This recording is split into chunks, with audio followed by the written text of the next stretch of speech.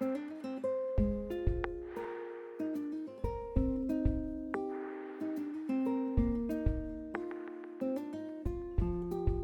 un projet novateur pour l'éducation scientifique à Madagascar. Tout commence il y a 10 ans avec un couple franco-malgache et leurs amis. Lui, après 30 années passées chez IBM, décide avec son épouse de profiter d'une opportunité pour partir en pré-retraite et aider Madagascar. Avec leurs amis malgaches et français, ils montent le 10 décembre 2003 l'association AXEMAD dans le but d'améliorer l'éducation scientifique à Madagascar. Très vite est créée à Madagascar une association jumelle, La Patience. L'idée est de pallier à l'absence générale de manuels scolaires et de matériel de laboratoire. Rapidement, le projet s'oriente vers la médiathèque électronique. C'est un projet fou à l'époque, puisqu'en 2004, à peine 10% des enseignants malgaches ont déjà touché un ordinateur. Mais il séduit beaucoup de monde et ne demande pas au départ de gros investissements. Le ministre de l'Éducation nationale donne son feu vert pour qu'elle soit développée pour les lycées. Des bénévoles se lancent dans l'aventure, ce qui permet d'installer en septembre 2004 une première maquette de la médiathèque. Elle couvre alors avec quelques centaines de documents le programme scolaire malgache de seconde en sciences de la vie et de la terre, physique et chimie et contient quelques copies de sites internet pédagogiques. La médiathèque est installée sur 15 ordinateurs dans 3 établissements pilotes, les collèges Saint-Michel et Saint-Antoine à Antananarivo et le collège KMR à Mianarivo, ainsi que dans 3 salles internet de la capitale, les cybercafés du lycée Andoual, de l'INSPC et à l'Alliance française. Organisées par l'association La Patience, quelques séances de formation à l'utilisation de la médiathèque vont permettre de motiver les professeurs.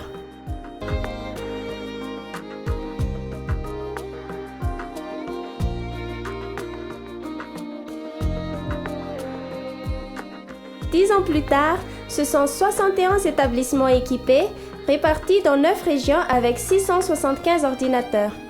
Environ 41 000 élèves ont accès à la médiathèque et 1200 enseignants et responsables informatiques ont été formés à son utilisation ainsi qu'à la pédagogie active. La médiathèque s'est enrichie.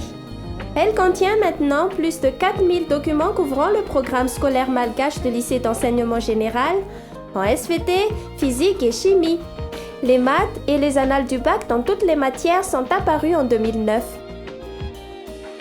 Pour y arriver, AXEMAD et La Patience ont bénéficié des conseils de Patrick et Dubert, membres de l'APEL, des compétences informatiques des Tanuramzour, des ordinateurs reconditionnés par Ateliers sans frontières et de nombreuses formations assurées par des volontaires de Planète Urgence. Dans d'autres programmes comme la Semaine scientifique itinérante, d'autres partenaires sont intervenus, tels Défi, à travers son savoir-faire en animation scientifique, ou SunPower, qui a prêté des panneaux solaires, ou encore le réseau des alliances françaises à Madagascar. La médiathèque électronique. Mais de quoi s'agit-il exactement?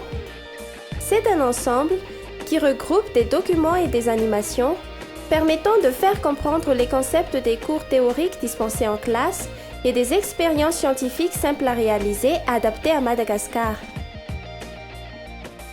La médiathèque est accessible à la fois gratuitement sur Internet, mais également en local directement installée sur les serveurs des lycées pour que la navigation soit plus rapide. Elle est utilisée soit par un professeur pendant son cours avec son vidéoprojecteur, soit directement par les élèves en accès libre.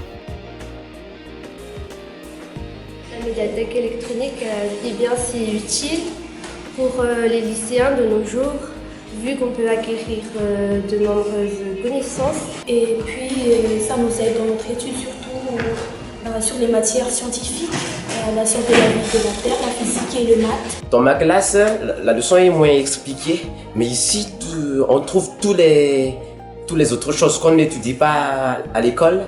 Comme nous n'avons pas de laboratoire, alors c'est un support pédagogique vraiment complet pour nous et ça peut nous aider à assimiler nos leçons. Lorsqu'on explique à l'école, on fait juste qu'imaginer. Mais là, dans la médiathèque, on peut tout voir. La médiathèque facilite beaucoup le travail des profs et la compréhension des élèves. Ça permet d'avoir de nouvelles données, de nouvelles informations, surtout que le SVT, c'est une science qui évolue tout le temps. Ça change, je crois que c'est plus nouveau que les anciens livres qu'on utilise depuis toujours. Donc ça rapporte plus de quelque chose et qui est plus à jour. On peut montrer aux élèves comment on prend par exemple pour déterminer l'équation de trajectoire, comment on fait pour les différentes réactions et tout, pour simuler les réactions. Sinon on leur demande même de chercher. Et ça c'est une très très bonne chose. Ça incite ces élèves à retravailler, à réfléchir un peu plus, à être plus scientifiques. La médiathèque, initialement préparée par des enseignants français, est désormais surtout alimentée par les professeurs malgaches adhérents de l'association La Patience.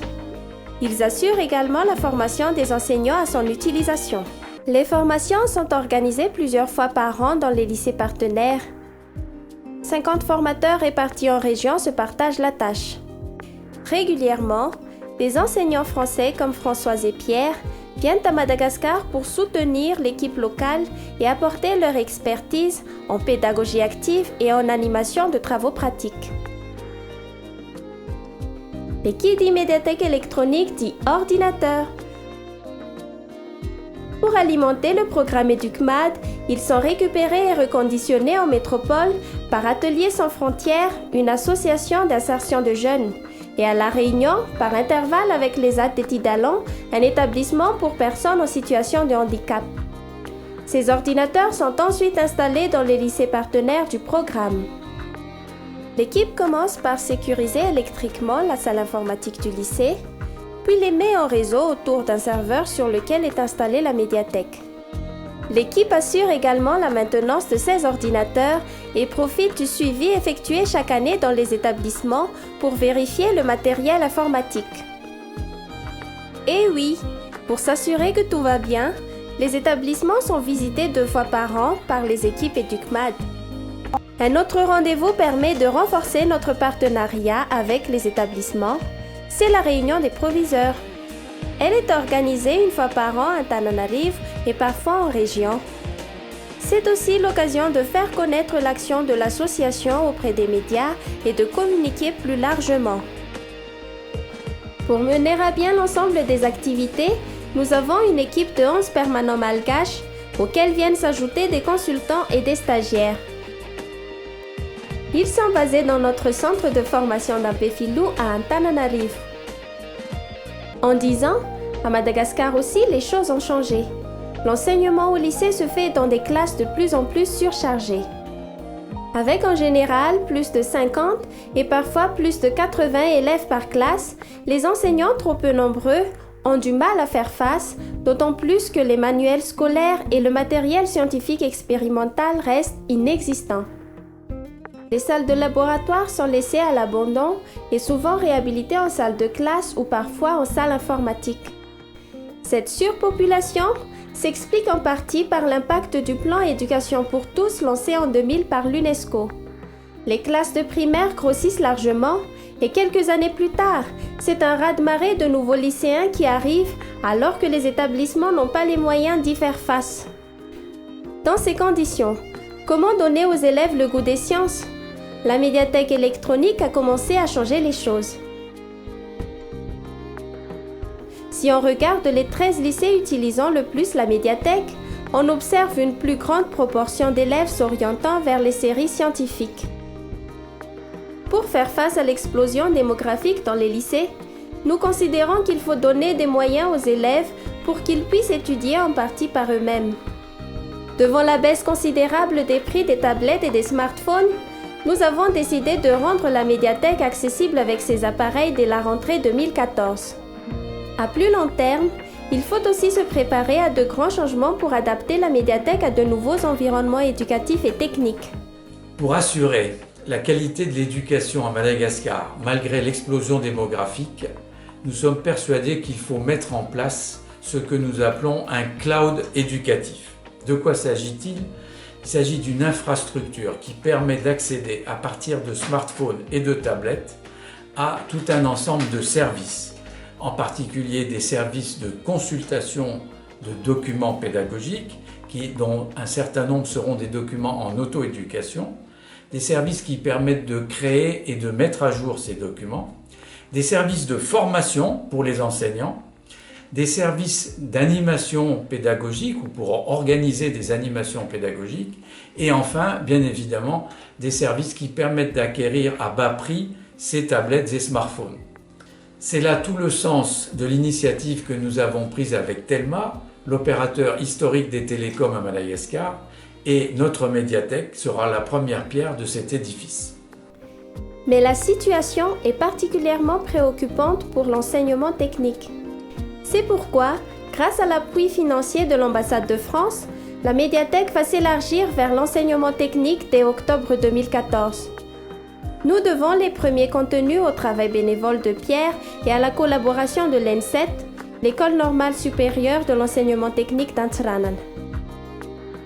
Depuis 10 ans, ces réalisations ont été rendues possibles grâce aux acteurs du programme et du CMAD, ceux qui œuvrent sur le terrain et ceux qui contribuent financièrement à sa réalisation. Et aussi grâce aux nombreuses personnes qui se sont mobilisées autour du projet. Nous tenons particulièrement à tous les remercier. Un grand chemin a été parcouru, mais il reste beaucoup à faire. Il faut en particulier développer la régionalisation du programme, profiter des opportunités offertes par de nouvelles technologies et encourager les enseignants malgaches à revisiter leur métier pour que les élèves puissent apprendre dans de meilleures conditions. Nous vous remercions par avance pour l'aide que vous pourrez nous apporter. Ni manana omby manana hena, ni manana fahaizana manana harena.